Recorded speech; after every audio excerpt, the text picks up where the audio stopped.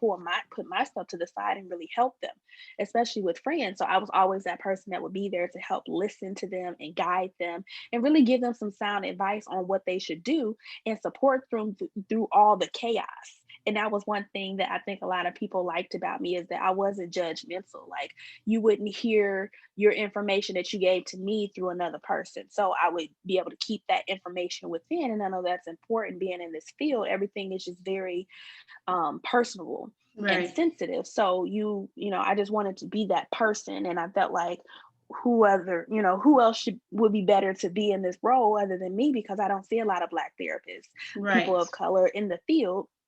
So by going through school, I was just kept getting confirmation that this is where I need to be in, even though I felt like everything that I needed wasn't going to be learned in the school environment because they didn't Hmm. get me and my culture. So I Right. knew that I was going to be able to bridge the gap and figure that out. And I just studied. I studied a whole lot, just people in general, studied myself in and out. And Right. and people just kept giving me confirmations that what I was doing helped them. And that's all I needed. I just needed confirmation to say, keep going. This helped me. You helped Right. do this. Even though I didn't feel like I was doing much, I just felt like, oh, this is just me. This is just who I am. Exactly. And I love it. So that's how I got into the field. Hmm. So, I mean, yeah, it sounds like you really been on this path for a long time, this journey for a long time, with knowing what at a young age, already knowing what it is you wanted to focus on, and you saw the needs based on your own experience. And I think some of our biggest life lessons is and in life is through our experiences, right? May sometimes be from others experience as well.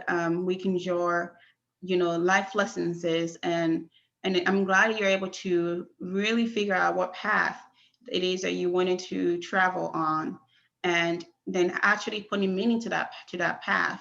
It sounds like it really has helped you throughout the process with school, getting your license to be a professional counselor, and with everything else that you've done to help a lot of our minorities community also.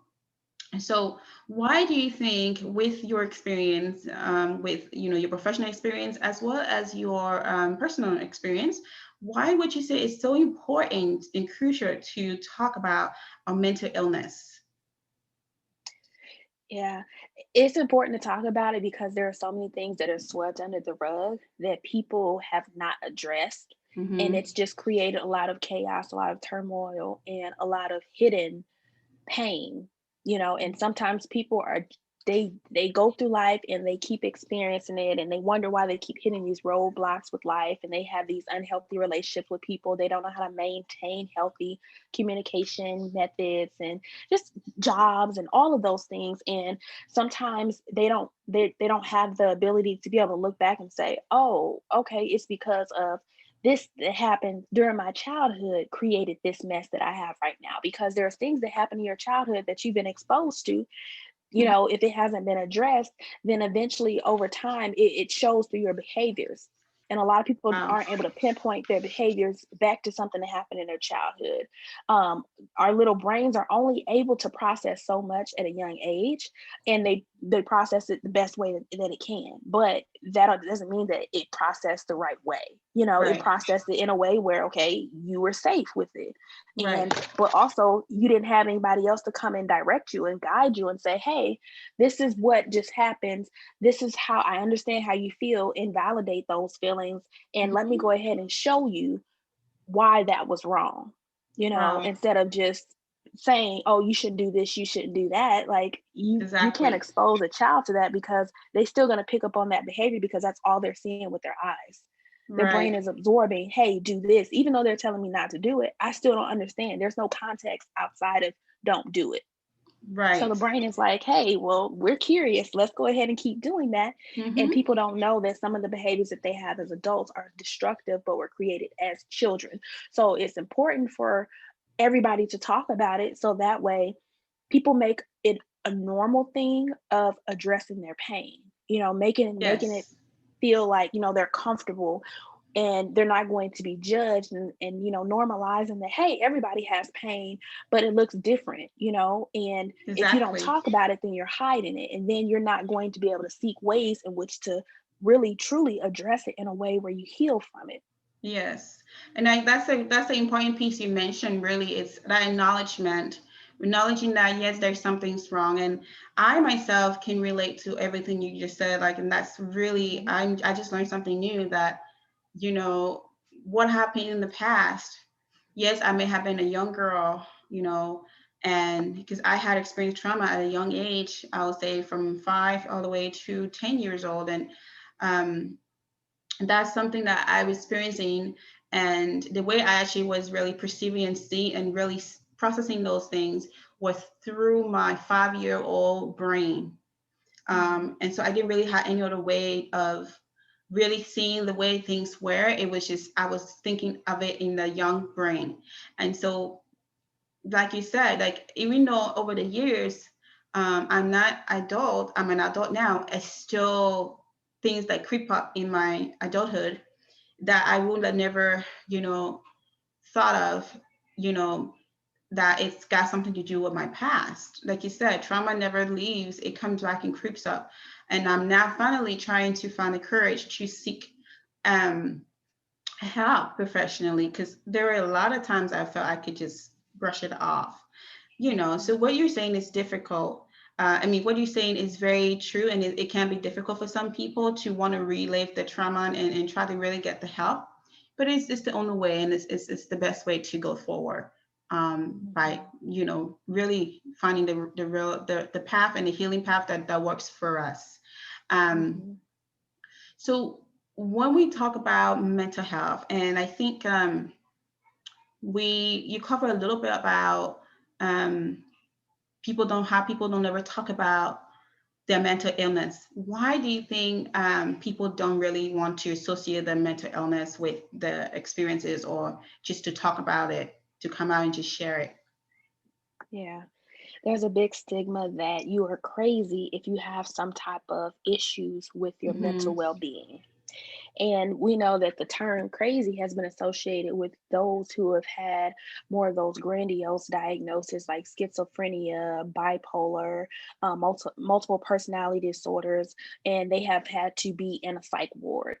So Mm-hmm. people identify mental health as being okay, you have to be in the hospital on lockdown, kind of like prison, Right. and you're not capable of living every day in society. Mm-hmm. So that's big stigma applied to it, along with okay, medications, and now you're a pill popper, and now you're walking around like a zombie because you can't control your mental illness Mm-hmm. without the medication, without going to the hospital in a structured environment.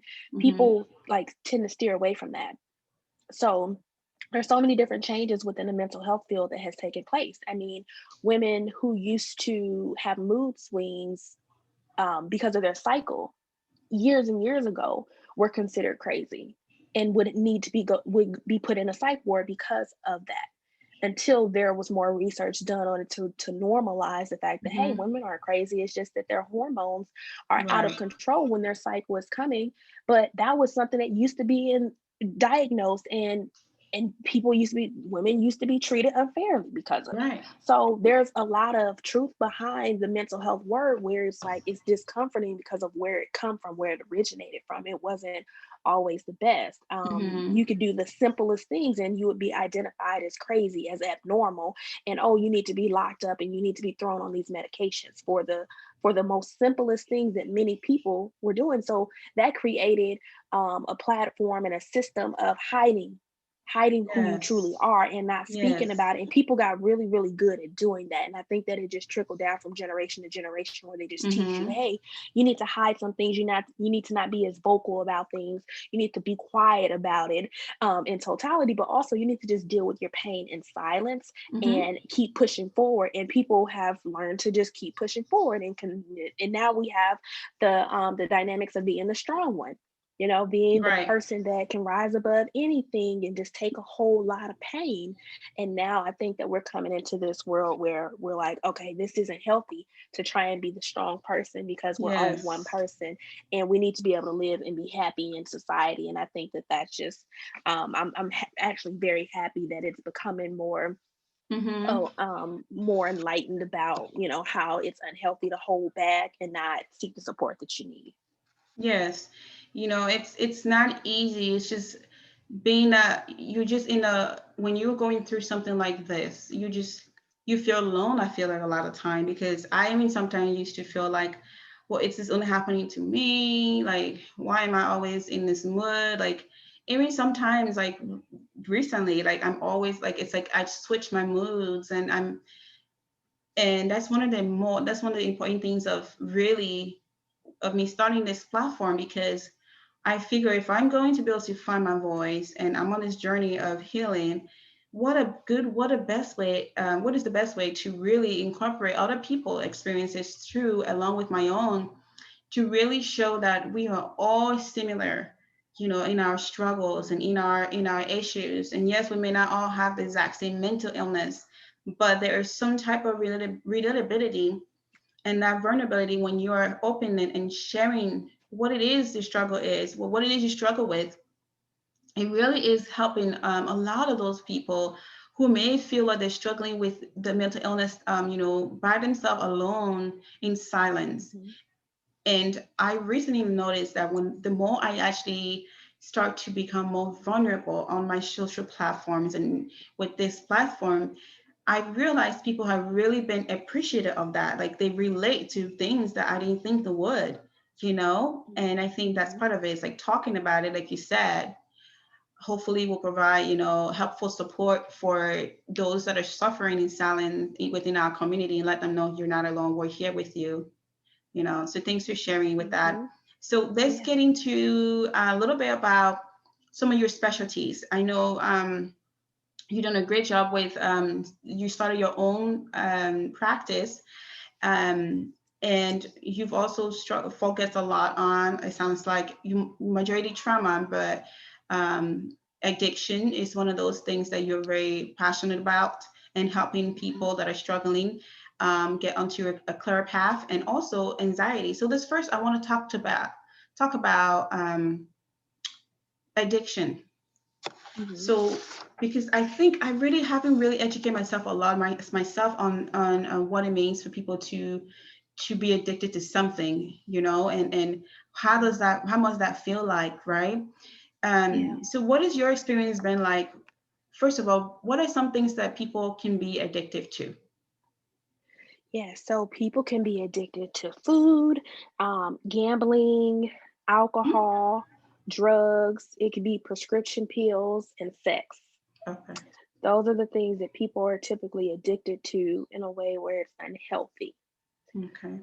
Um, just with those things alone, I know food is one that a lot of people don't talk about a whole lot, Mm-hmm. because people do a lot of emotional eating, and I think it's more normalized, Okay. where they, stress happens, and at the end of the day, they're going to eat ice cream and cookies, and it becomes an issue where they battle with it from years and years to come, but it Mm-hmm. creates low self-esteem issues and all of that.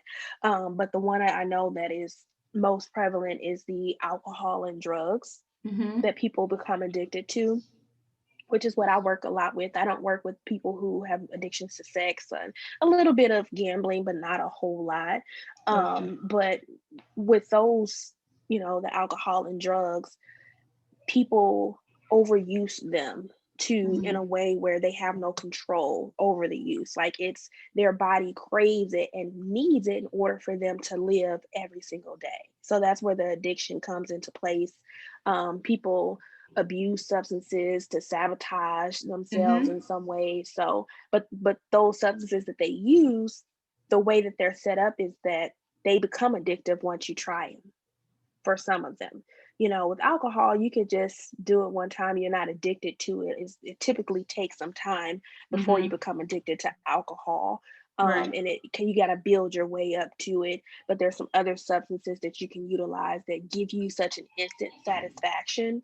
And the way that the chemical reacts to the brain is that it creates a super quick high, and it's a really good feeling that people have, but it's also done to mask out their pain, which they're Okay. feeling emotionally, which is emotional pain that they're feeling that we're talking about. Okay. And it just takes it and it gets rid of it, right? So Right. the reason why a lot of people become addicted is because they haven't addressed their pain in other ways that may be healthy Hmm. for them. So they have the unhealthy outlet of using the substances, but Okay. they're also chasing that same high that they once received. So it's like, okay, I need to take this pain away. So I'm going to keep on using this substance. And then it becomes just a cycle that they create. And now Hmm. they've made it to a point where like their body needs it. You know how our bodies need food and water? Yes. Now, because they've used the substances so much, their brain picks up on it and says, no, we need this. Right. Right. So now it's interfered with the natural flow of the chemicals and how the body operates. And now it's created a norm for it to happen. Okay. So you're not even saying, hey, I need this. Your brain is saying you need this. Yes. And you lose control over your ability to be able to say, to stop and rationalize, oh, I don't need this. This is something that I did before. This isn't something I truly want for myself. Hmm. Yeah, and that's, I'm learning so much because sometimes when we see people that are addicted to certain things, like you said, drugs, it could be food, it could be any of those things. Those are physical the things that sometimes we need to survive, right? Like food. Hmm. Obviously, we don't need drugs to survive, like that type of drugs, but it's just we overindulge those things, like you said. And Hmm. that's something I wanted to ask about, like because you did mention that. Um, Sometimes they are going through some pain, and they're almost like using that as a way to stop the effect, the pain that's they're carrying. So what are what is the connection, if there are any, to what is the connection between trauma and addiction, would you say? Hmm. Yeah. So when it comes to something that's traumatic that has happened, sometimes it all depends on a person's tolerance to the event that occurred.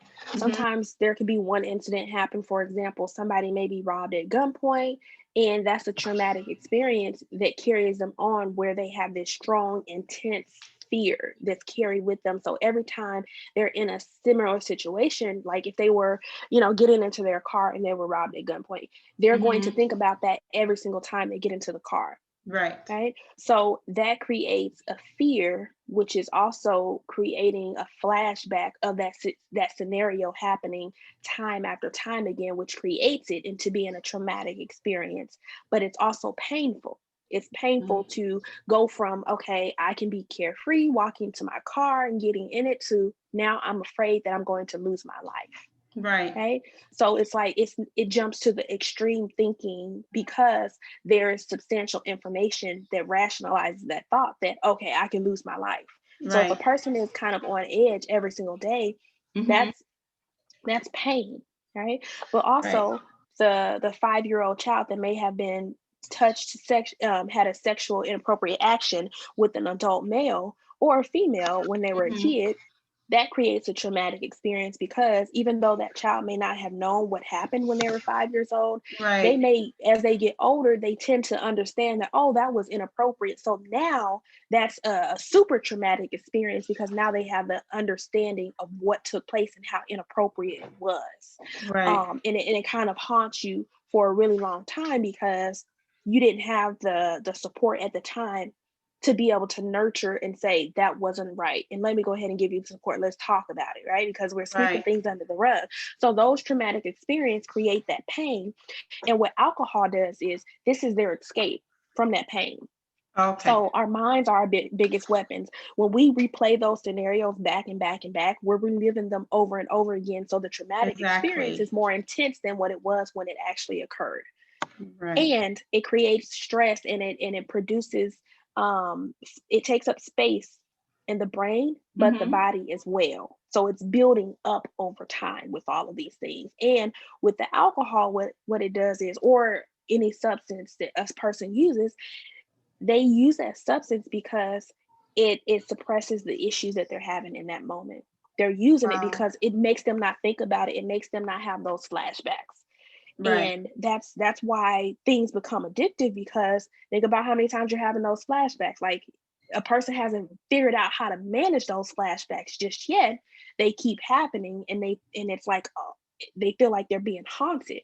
So the Mhm. alcohol or the other substances are going to be the things that help give them the relief that they need in the moment, Right. because So, there's uh-huh. yeah, yeah. No, I think, sorry, I'm just baffled Mhm. because I'm like, and that's the thing about how important it is to educate ourselves, not just for our own understanding, but just for other benefit of others too. Because like Mhm. everything you're saying right now, I mean, I don't think I really learned a lot about this. And wow, like to just know that when people are going through these things and we may watch them, on TV and see that they're suffering from these different addictions, and we may judge them, right? Because that's human, Mhm. that's reality, that's part of being a human being, right? Our instinct is to judge people based on their actions sometimes first before we understand the full picture, the full story behind the action, right? And Mhm. knowing this now really helped me kind of put that into perspective, that just because I see somebody really struggling with maybe alcohol abuse or substance abuse doesn't mean sometimes it's not as easy as it looks. They've been through so much trauma that Mhm. now they're trying to really, it's like they don't know how well to heal themselves, and they're using all these different methods to try to figure it out. So Mhm. what are some, I would say, um what are some factors do you think that may contribute um to addiction, real quick? Mhm. So I would say, a lack of coping skills.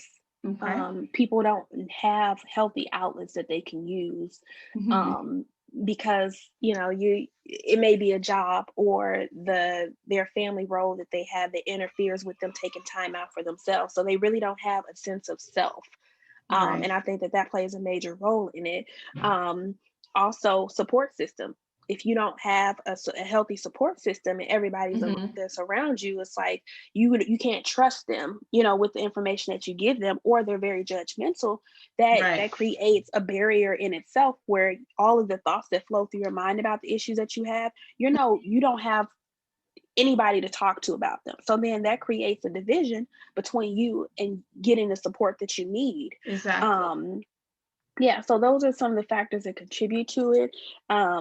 Yeah, and then the fact that some people, they have low self-esteem. They don't feel like they're worthy of being able to Exactly. receive the help that they need, so they continue to just use the substance. They Right. just continue to abuse it, but it's stress. It's all about life obligations, and when Okay. you don't have an outlet, you're going to go to what's easy. And honestly, drugs and alcohol are very easy to have Right. And it's access to, very but right accessible too. Like you say, it's something that's, mhm, it's a quick fix. We mhm, sometimes we just get busy and we just want that quick fix and not the long-term results, that we so mhm, desperately will need. So yes. um are there have I know over the years things have changed, and so grateful because to the medical field and science and how things have evolved with mental illness. What are some practical treatment that we can use to help, our family members that may be experiencing, that are out there, that may be experiencing addiction? Mhm. So, with those who have addiction, and if you're a family member and you want to support them, the best thing that you could provide them with is patience, and making sure that you're still working on your emotional and mental wellness. Because if you're coming from, okay, I'm aggravated, I'm stressed, I'm depressed, and I Right. need you to get your stuff together, that's not going to help them. That's going to continue to make the situation worse, because Exactly. you're pushing off all of that on them, and then you're getting the same thing back in return. So then your mental wellness is impacted. So I Hmm. would say, making sure that you have patience, creating boundaries, because this is still another human being who's an adult, and you can't always baby them. Even if they Right. are struggling with their mental wellness, you can't baby them, but you also have to create boundaries so that way you're not overstepping, boundaries, because that may drive them into wanting to drink or use some drug even more because they feel like you're trying to control aspects of their lives. So Right. then it's like you're just creating all of this division, and you definitely don't want to do that. But you also want to get educated on what they're experiencing as well. So that way, Right. you know about, okay, the side effects, stress. Like, we're in a very stressful world, especially with 2020 and the pandemic and the election Exactly. and the injustices of the world. Like, all of those things are taking place, lots of stress, but everybody have stressors every single day, such as the stress that they have on their work. Maybe they Right. have financial stressors, Yes. parenting stressors, lack of support stressors. So all of those stressors are already taking place. So find ways to make sure that you can help them with those things. So if a person has issues with housing, right, that's a need that we have.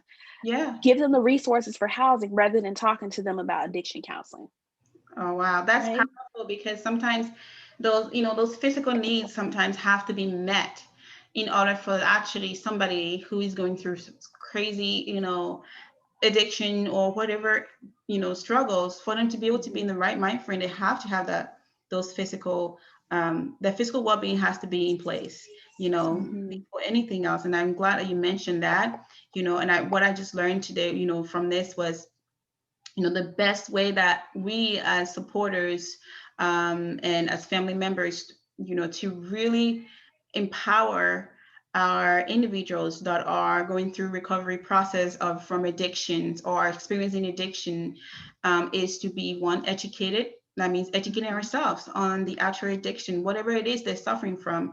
Be that, influence and educate ourselves. Knowledge is power, right? And be able to, that Hmm. way we know how to apply those knowledge correctly.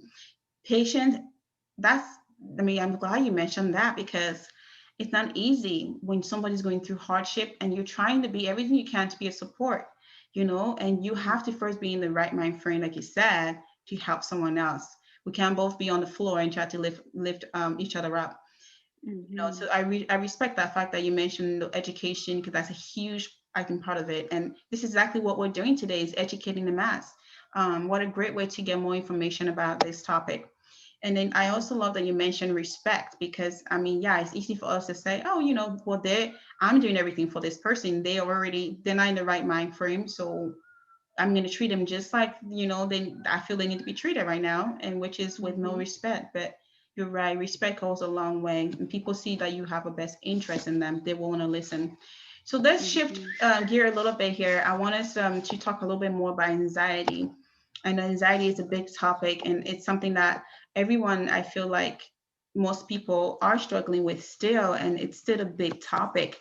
You know, before anything else, I I'm a big believer that we cannot, we have to be able to educate ourselves about topics, because the Hmm. internet is available. We have means to do things now. We can't have excuse, and so we can research things on the internet and learn at least basic, right? So, Right. according to the World Health Organization, who they actually said that 1 out of 13 people suffers from anxiety disorder. This is globally, not just U.S., not just, it's everywhere else, based on the statistic research that was done in 2017. So that shows right there to me there is a huge need of educating ourselves on this topic. So when we think about anxiety, what really should we what is the definition of that, and what causes anxiety?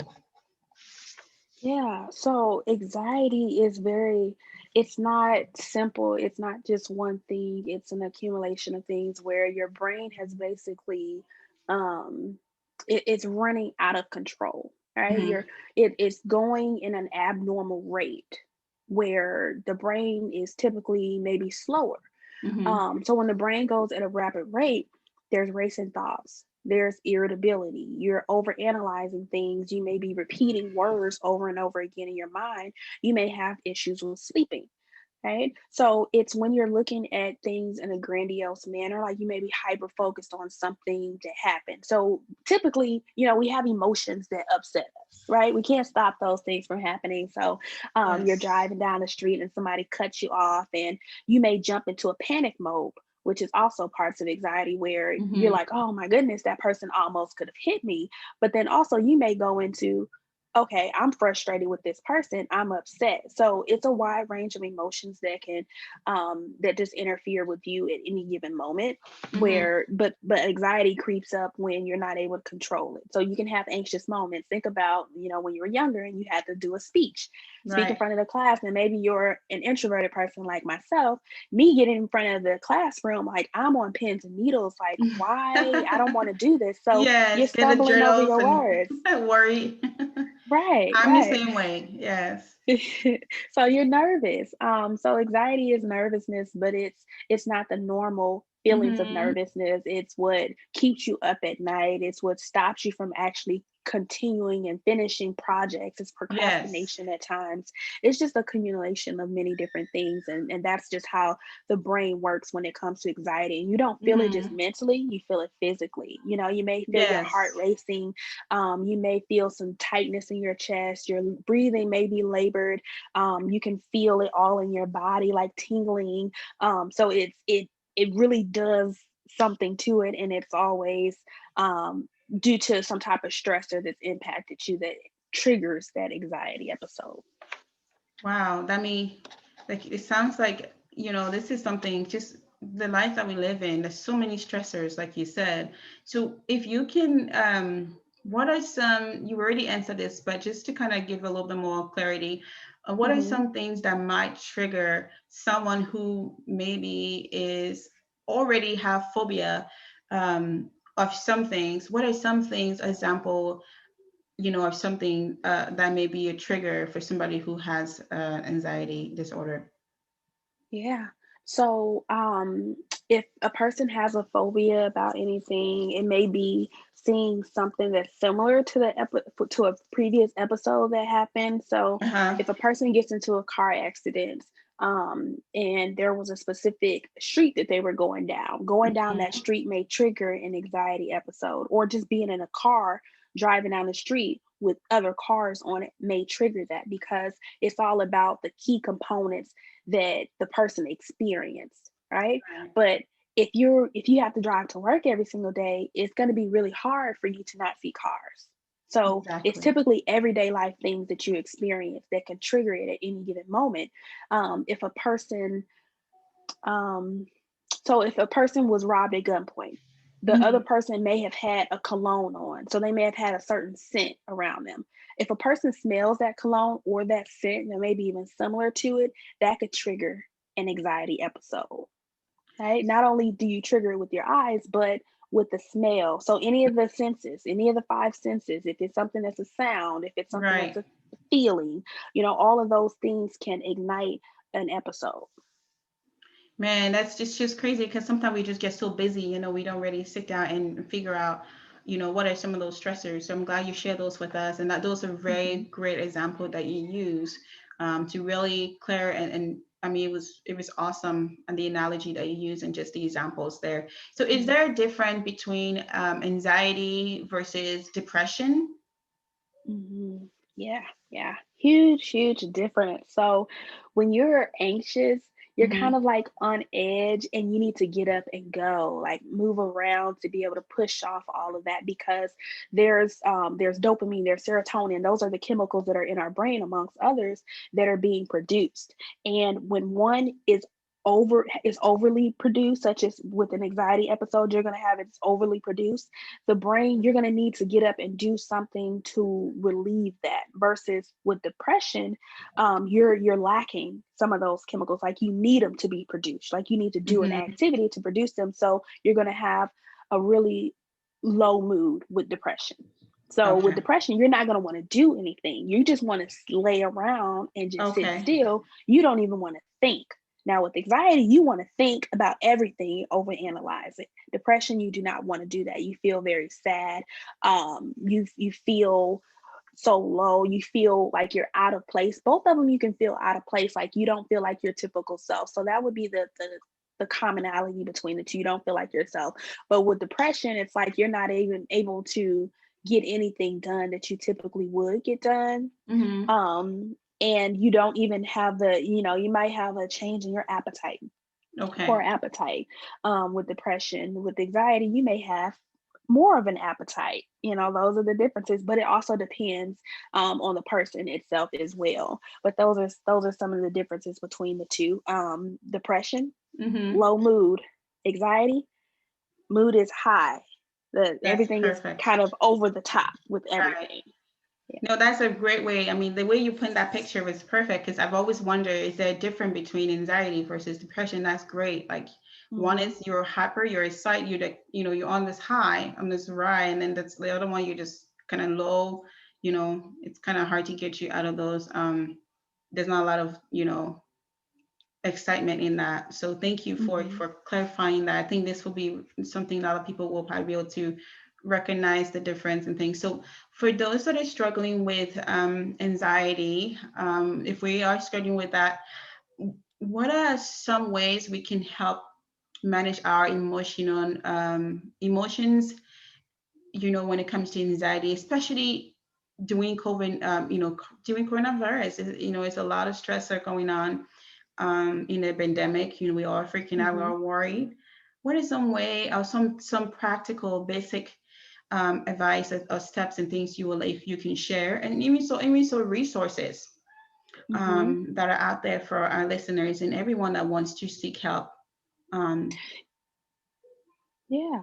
So NAMI.org, which is the National Association of Mental Illness, or mental institution, is a really great resource that has all types of information on there, like so much information about every single mental health disorder that you could think of, as well as a lot of education that you could pull from, like free materials and webinars and workshops and things like that about ways to manage any type of symptom that you're having. So you don't have to have bipolar depression or anxiety. You may just be battling with stress. You may just be struggling with parenting, and they have resources on that in totality. Right. mhm. So what I would say with dealing with anxiety and responding to stress is to really identify what things stress you out. When you have that awareness and you can be very clear about it. I'm very big on journaling. So I think people should write down and really map out a strategic plan for addressing all of their stressors. So if you have money stressors, then maybe you need to learn how to budget. And Mhm. there's free resources out there in order for you to do that. So that way you don't have those episodes of fear, that creep up about money, and it stresses you out, because that happens a whole lot, especially with the Exactly. economic changes that happened this year. Yeah. But but that's just more of a prevention method that you would do in that one, by understanding like what your stresses are. In the Right. moment when you're having an anxiety episode, ask yourself, what Mhm. control do I have over this? What control do I have over this? So that way you can start redirecting your thoughts that you were having that were Mhm. creating such an intense emotion. So if you're feeling like you're in panicky mode, you may need to say, well, what control do I have over this? So your thoughts don't keep racing around and round and round. It's like it's guiding it, it's providing you with clear direction on what you need to do. And if you don't have any control over that situation in the moment, you may Mhm. be able to say, well, this is what I want to focus in on. So give yourself something to focus in on. And I'm really big on deep breathing and meditation and yoga, Mhm. moving the body, so that way you can just kind of like center what's going on the inside of your body. You can focus in on being in the present, the here and the now. With deep Yes. breathing, you don't have to have tools to do that. You can just sit and take some deep breaths in and out. The in and out, like take a slow deep breath in. Visualize yourself collecting up all of that stress.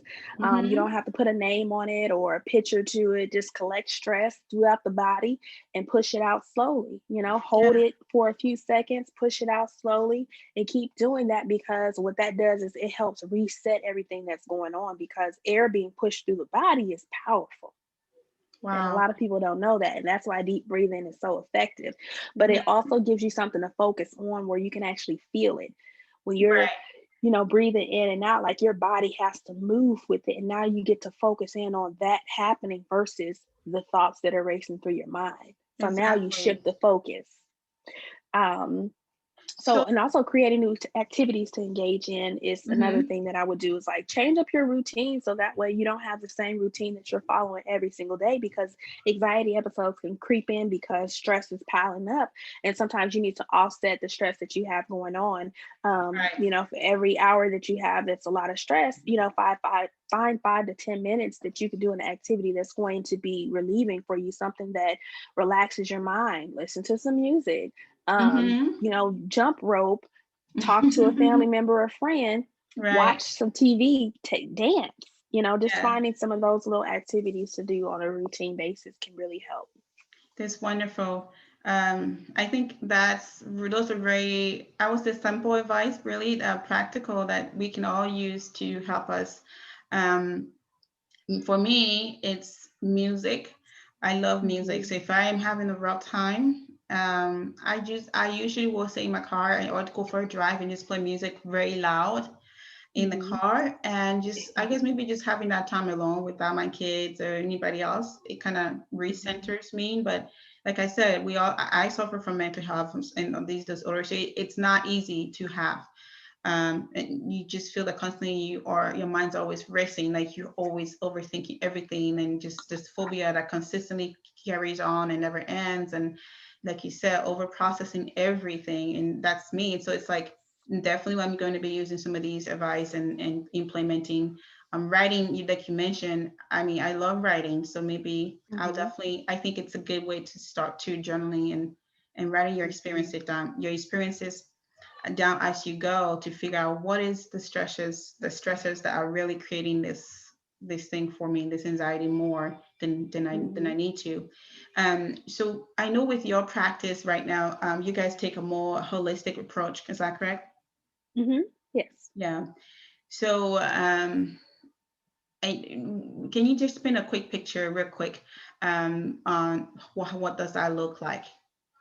What are some Yeah. elements? What are some elements that you guys focus on with that holistic side of healing? Yeah. So, typically when people come in, they talk about their mental health or the emotional issues, that's just solid. But what I like to do is I like to assist people with, tying in their spirituality beliefs into it, Okay. the intellectual and the social pieces into it, the physical health piece. Mm-hmm. Because when they go to the doctors, they ask them all of these questions, but they don't give them a Right. whole lot of context into how everything combines and correlates to each other.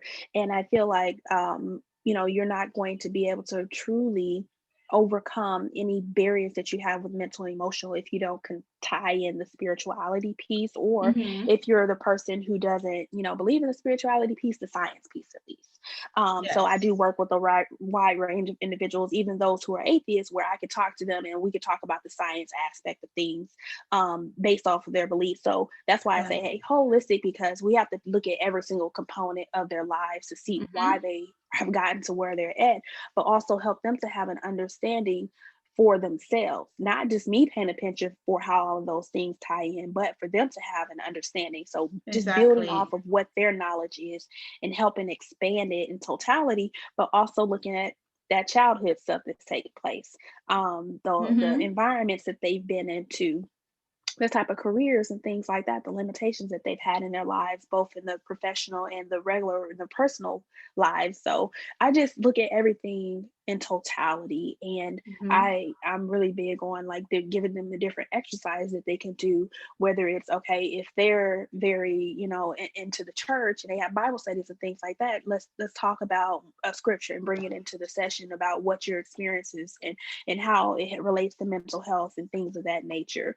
So I, Wow. I love doing those things. I love Yes. yoga, meditation, Reiki, and just any type of spiritual practice Right. that helps people, just feel more whole and at peace when it comes to addressing their pain. That's great. I mean, there's no such thing as one shoe or one size fits all. Like, I love Hmm. that approach that you guys are taking, and looking at the full picture, right? And like you said, it's not Hmm. just everybody has the same, way of going about the healing process. And I love that you guys are focusing on everything else, because those things is so deep part of like the religion, other aspect. And and if you can really utilize that and help them get on that path to managing whatever mental illness, then I think that's really beneficial for them, Mhm. also. So I understand you also wrote a book. You've done a great job with just, over the years with your practice and helping a lot of people. But now you also have taken a lot of those knowledge and experiences, and you actually put them all into a book. And can you just explain a little? And the book is mostly about mental health, and you share a little bit about your own experience in the book, about how Mhm. like you said, you went through and then you were able to now figure out how to help people. But first of all, where can people read more about your book? And plus, what can people expect to learn more from reading this book? Yeah, so with my book, Shifting Your Mindset, A Guide to Overcome Depression, Anxiety, and Mm-hmm. Trauma, what they will be able to do is learn more about themselves. Like, really be able to break down components that they really didn't shine a lot of light onto or have a lot of guidance onto. So, really building up a strong foundation of discovery of self, really building your Right. self esteem up, knowing that self worth, trusting yourself, tackling those traumatic episodes that took place in your lifetime, at least being able to identify them and seeing how they impacted you, and, you know, habits that you may have picked up throughout the years that you no longer want, and how to release those, and how to move forward and, let go of control, forgive, set boundaries, and adjust to building new healthy relationships and ways of living. So it's all about just helping you renew yourself. Mm-hmm. Sometimes people just want to transform and they want to forget who they were, and it's you can't forget who you were. If you try to do that, then you're suppressing it, you're continuing on with the chaos Mm-hmm. mentally and emotionally. It's going to impact you some way along the line. So it's all about really combating those things that have once been a struggle that Mm-hmm. there's no longer going to be a struggle, that you can easily talk about all of these things with other people because you've addressed them, you've dealt with them, you've also nurtured them, and you responded to them versus just reacting to them, because a lot of people react, and that's an emotion, like when you react to things. But when you respond, you put something into the error that you were feeling, and you're giving it direction, like you're shedding light onto it, but also you're casting it out, because you're learning the lessons that was from the situation. So Right. I was, it really was fun writing this book. It was sad, it was every single emotion that you can think of, because I also had to make sure that I was in the right space to write this book, but Mm-hmm. also be able to execute it within my Right. practice for the clients that I work with. Because whenever you're called to do something in life, you're going to be hit with a lot of challenges, and those challenges are typically like replicas of who you are and things that you need to fix within yourself. So that Right. was pretty fun doing that. But this book is available on Amazon as an ebook version, and it's also available on my website at loveandserenitywellness.com for the Excellent. paperback copy. Yeah. Yes. So how does it feel now? Now that you finally got this, the Shift in the Mindset book published on Mhm. Amazon, and this is a reality now. It's ready, and it's there. How does it feel? Like, what type of relief do you feel after writing that? Oh man, I feel a lot of relief, and Yeah. because of the feedback that I'm getting from people, Uh-huh. and I'm just excited for it to touch the hands of many, many, many people all around the world. I want this Hmm. thing to be international. It will be international, It will be. and Yep. Speak on it. yeah, so it's just been really exciting, and Yeah. I'm looking forward to being able to just do more with it, create courses, and do more speaking engagements to speak on the book, but also, just be more intimate with it and break things down. Because, when people are reading this book, they're going to be intimate in their homes with it, but they're probably going to have questions, because it's not Of like I put course. every single thing, because it, Yes. it, it depends on the person themselves. But me just being able to put more context to it through the courses that I'm working on, as well as the Hmm. speaking engagements that I have coming up for 2021, where I know we're all be coming out of. changes from Right. 2020, and people will be having new trauma, from Right. this year to be able to address. So I'm just really excited for those. I feel relieved, but I'm also like, oh, okay, well, let's go ahead and start working on this other book. So it's just That's giving me wonderful. more ideas. Exactly. Exactly. Yeah. Once we all kind of we've been cooked up a soul for so long, and Hmm. we'll be able to just get out there, and hopefully that we will have a lot more things to learn and grow from. You know what? It's been such a really a pleasure having you. You've been so informative. You've been educational. You share so much light on everything here we discussed today, guys. So you guys, we just again we just heard from Renee Palmer. She's an author, like I said earlier, and she's a licensed social worker specialized in addiction and anxiety. She did cover a lot today. She shared with us how anxiety and addiction connects to trauma, because the same, from everything she shared with us, you know, addiction and anxiety, it all comes from trauma. We have a lot of things that we happy that happens to us over the years, and then if we don't treat those things, we don't really acknowledge that we don't know we have them. They can change into different things, and those pains can now turn into anxiety and addiction, different things. So she shines so much light today on why it's important to talk about our mental illness and some of the resources that are out there, to be able to go on we'll have some of the information, the links to I believe it's called Nadia. What was the name of the website? Not NAMI, Nami. NAMI.org. Okay, so Mm-hmm. NIME.org is more of a, it's a huge resource for any type of mental health. So you can get a lot of resource from there. It also can tie you to your local resource too. You can always check with your, social work, the social services in your area locally. They can also guide you to other services locally that you can get help from. The nice thing is these days everything is being at a fingertip, that you can get counseling from virtual from wherever you are. So make sure you guys are taking advantage of those locally. All right, I can say that I have learned so much today, and I've learned how, that maintaining just a positive state of well-being is so crucial and so important. um, and I just want to thank you again, Shawnee, for being here with us.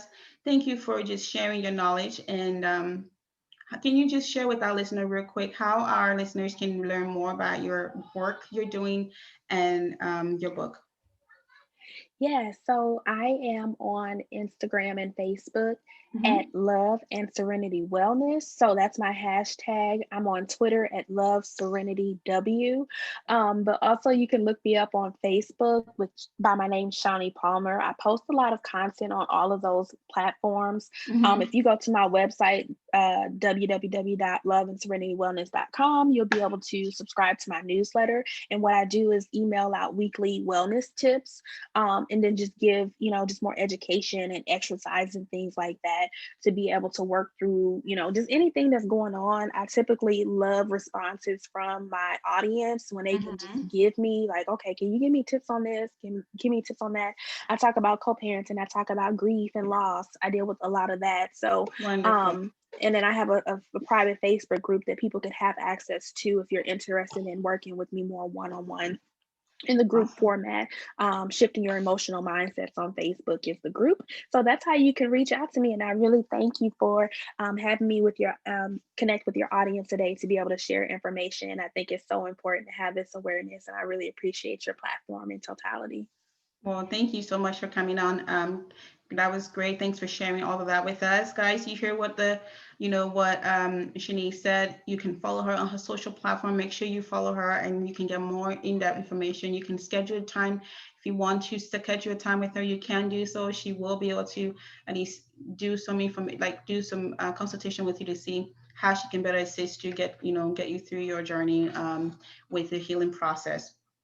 Now, guys, remember you are very valuable to our show. I mean, without you guys, this won't be any type of existence. There'll be no reason for us having these type of topics. So, We want to hear from you, want to hear what you guys want to hear more about. A lot of you guys, viewers, really recommended that we talked about mental illness, and I'm glad we actually did because I think it would benefit a lot of people. I learned a lot today too, and you know, I hope that you guys also learn a lot. I hope you were able to take something away from what we discussed today regarding mental illness. And I also hope that you will get that you have that courage that you need to get to seek help. Remember, you are not defined by your mental illness, right? And continue lifting voices through storytelling. Make sure you do rate our show. We are on Apple Podcasts. Make sure you subscribe and make sure you follow us. That way, you can also get more inspirational story and educational stories on different topics. You can follow us on any of our social media platform. I Lift Our Voices podcast on Facebook, on social media, on Instagram. We are on there, all of those fun places. Also, for more video content, you can find us on YouTube at Lift Our Voice YouTube channel. Thank you all for tuning in today, and I hope you guys are doing great. And we'll see you guys soon. Thank you.